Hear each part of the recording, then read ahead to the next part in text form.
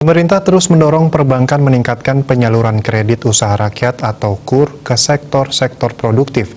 Penyaluran KUR sektor produktif ditargetkan mencapai 60% dan sisanya non-produktif. Angka ini sesuai dengan kondisi pada tahun 2020, Bali sudah memenuhi target penyaluran KUR sektor produktif yaitu 60% dan non-produksi 40%. Kepala Kanwil Ditjen Perbendaharaan Provinsi Bali, Tri Budianto mengatakan, berdasarkan historisnya, penyaluran KUR dari 2017 hingga 2020 di Bali untuk sektor produksi terus mengalami peningkatan dibandingkan non-produksi. Itu terlihat pada 2017, penyerapan ke sektor produksi mencapai 40,6%.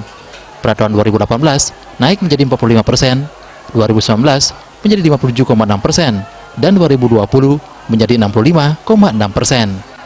Sementara berdasarkan penyerahan KUR di kabupaten kota, sektor produksi tertinggi terserap di Bangli dan terendah di Denpasar.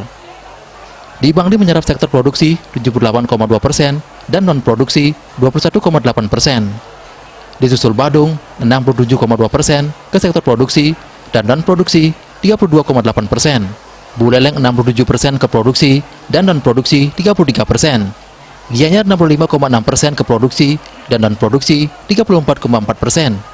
Tabanan 64,4% produksi dan non-produksi 35,6%. Jembrana produksi 60,4% dan non-produksinya 39,6%. Usaha perdagangan besar dan eceran paling banyak menyerap KUR usaha ultramikro UMI tahun 2020.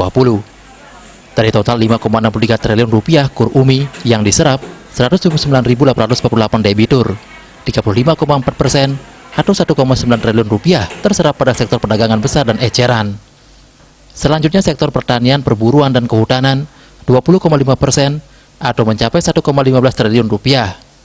Kemudian di sektor industri pengolahan 18,3%, penyediaan akomodasi makan dan minum 12,4%, serta sektor jasa kemasyarakatan 9,5%. Dan untuk sektor perikanan hanya 1%. Suwardi ke Bisnis Bali melaporkan.